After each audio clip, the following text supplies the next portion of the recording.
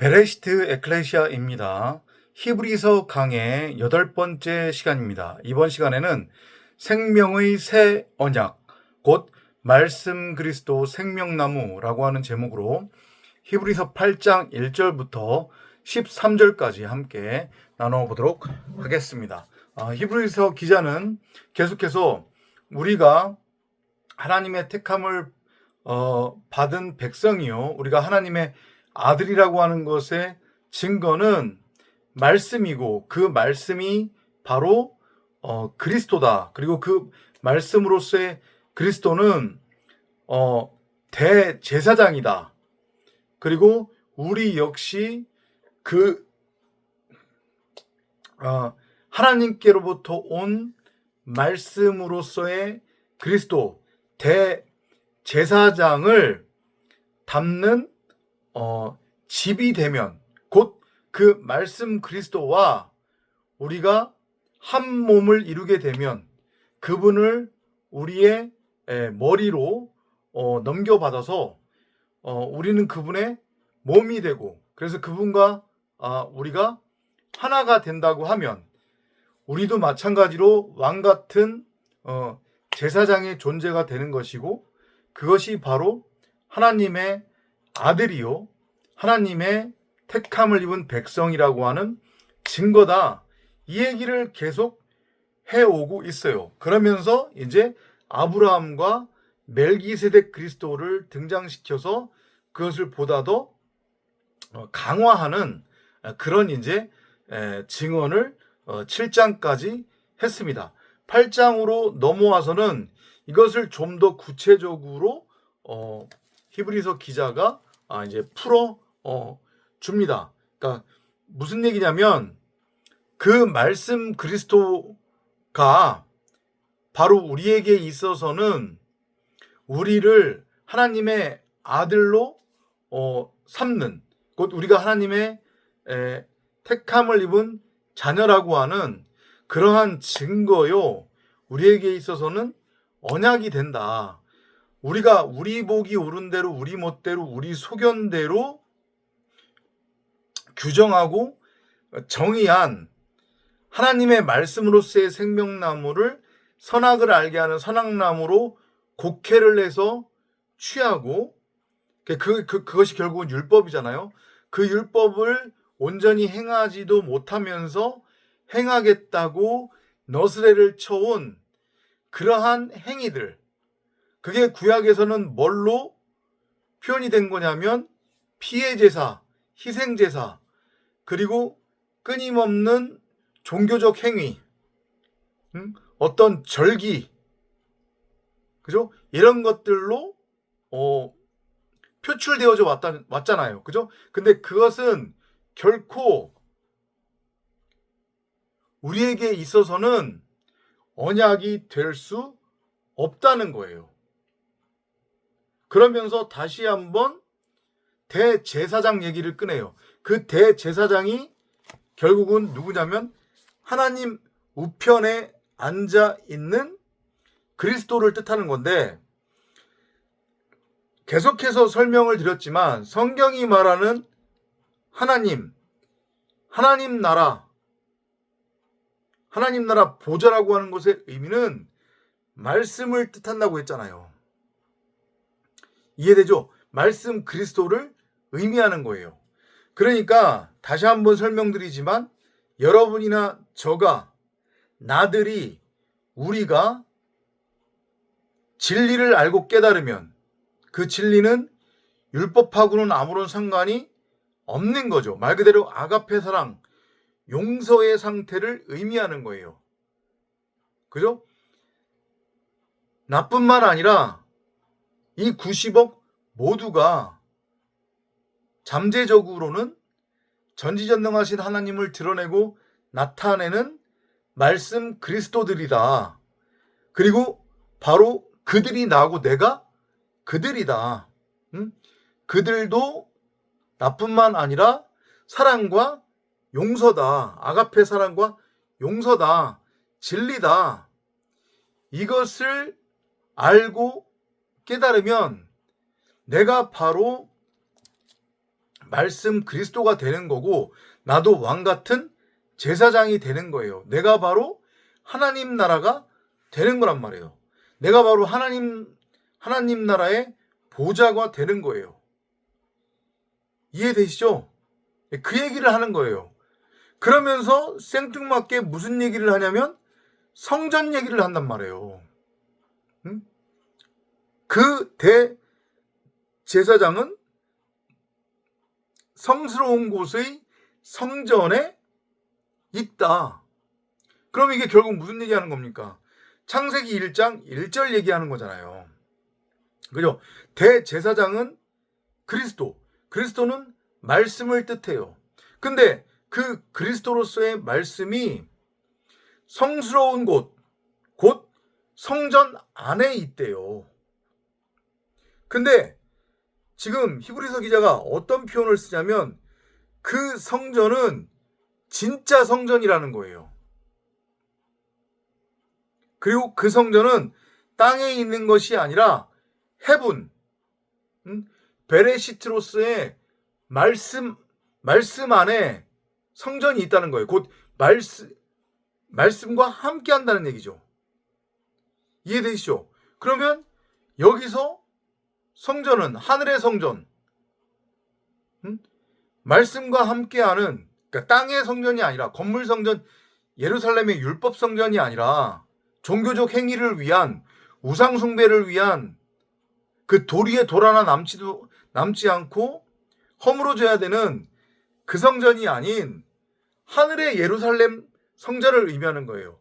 그 하늘의 예루살렘 성전 안에 대제사장으로서의 그리스도 말씀이 내주하고 계시대요. 그 성전이 결국은 누굽니까? 창세기 1장 1절의 증언대로 전지전능하신 하나님을 드러내고 나타내는 말씀 그리스도를 머리로 하는 하나님의 집으로서의 성도를 뜻하는 거잖아요. 이해되시죠? 이것은 여호와께서 사람이 지은 게 아니라는 거예요. 사람이 지은 그 성전은, 건물 성전은, 율법의 성전은 진짜 성전이 아니라는 거예요. 그러니까 하나님은 그것에 섬김을 받지 않으신다는 거예요. 그 안에는 말씀이 없어요. 건물 성전 안에는. 그러니까 여전히 예배당을 성전이라고, 건물 성전이라고 떠들어대는 자들은 죄다 다 사기꾼 아니면은 복음이 뭔지 모르는 자들이라고 여러분들이 그렇게 확신하시면 되는 거예요. 이건 저의 주장이 아니라 지금 히브리서 기자가 분명히 증언하고 있는 거란 말이에요. 하나님에 의해서 하나님이 직접 지으신 성전, 하나님이 유일하게 자신의 이름을 두기 위해 지으신 그 성전은 예루살렘의 건물 성전, 율법 성전이 아닌 하늘로부터 내려온 새 도성으로서의 예루살렘 성전이라는 얘기예요. 성도를 뜻하는 거예요. 이해되시나요? 그리고 땅의 것은 그 하늘의 것을 설명하기 위한 모형이라는 거예요. 그러니까 결국은 무슨 얘기냐면 율법도 진리의 복음의 그림자라는 얘기예요. 그러니까 바울이 계속해서 그런 얘기를 했잖아요. 완전한 것이 오면 부분적인 것은 패해진다. 그리고 아래 것은 장차올 좋을 것의 그림자다. 율법도 절기도 제사도 다 모형과 그림자라고 했잖아요. 뭐를 설명하기 위한, 말씀 그리스도를 설명하기 위한, 진리의 복음을 설명하기 위한. 근데 그것을 깨닫지 못한 채 계속해서 눈에 보이는 아래 것이 전부고 진짜라고 여기면서 그 아래 것의 가치를 쫓고 다른 사람들을 율법으로 정죄하고 판단하고 심판하고 세상 가치를 쫓으며 열심히 종교 생활을 하면서 자신은 하나님을 믿는다, 자신은 구원받았다, 자신은 복음이 뭔지 안다라고 하고 있으니까 답답한 형국인 거란 말이죠. 이해되세요? 응? 그 아래 것의 모형과 그림자로서 하늘에 지어진 진짜 성전, 그 하늘은 말씀이 있는 곳을 뜻하니까 저 우주 어딘가에 있는 장소가 아니란 말이에요. 그죠? 나, 여러분, 우리 나들이 바로 진리를 깨달으면 진리의 복음, 진리의 말씀 그리스도를 담은 성전이 되는 거예요. 근데 모세도 그 복음을 전해 들었대요. 지금 아래 것은 다 모형과 그림자다. 그러면 당연히 모세의 율법을 전해 들은 자들은, 아니 모세도 그 얘기를 듣고 깨달았다고 하면 모세가 전한 율법을 들은 자들도 당연히 이 율법이 얘기하는 모든 것은 모형이고 그림자구나 라는 것을 알고 깨달아야 되는 게 맞는 거예요. 왜냐하면 모세도 아브라함도 구약의 수많은 믿음의 선진들도, 그리고 지금 저와 여러분들도 같은 동일하신 한 하나님께로부터 온 동일한 한 성령을 받는 것이기 때문에, 받았기 때문에. 아시겠죠? 무슨 얘기인지? 그렇게 여러분들이 알고 깨달으시면 되겠습니다. 그래서 이 히브리서 8장에서는 우리가 하나님의 아들이요 하나님의 택함을 입은 자녀라고 하는 것의 증거는 이 아래 것이 아니라는 거예요. 율법이 아니라는 거예요. 사람 생각, 육신의 생각이 아니라는 거예요. 종교적 삶이 아니라는 거예요. 하나님은 그 얘기하고 계시지 않으시대요. 하나님은 생명의 언약, 곧 새 언약에 대해서 말씀하고 계시는데, 그 새 언약이 뭐냐면 바로 진리의 복음, 말씀 그리스도 생명나무예요.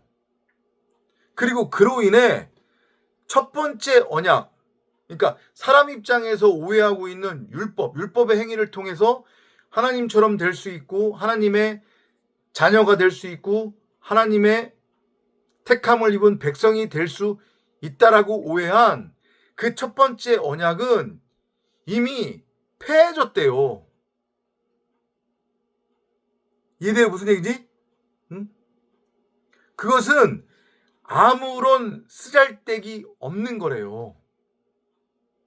그러니까 더 이상 그 율법을 너희들 스스로가 너희는 무엇이 선이고 무엇이 악인지 분별할 수 있다라고 하는 착각에 빠져서 너희들 멋대로 선과 악을 규정하고 정의해서 그것을 붙들고 온전히 행하지도 못하는 율법을 행하며 나를 너희들 밖에 두고 우상으로 섬기지도 말고 그리고 모형과 그림자에 불과한 이 아래 것 나타난 것이 전부고 진짜라고 여기면서 여기에 발 담그고 말뚝박고 성 쌓고 육신의 생각, 사람 생각으로 세상 가치, 육적 가치를 쫓지 말라는 얘기예요.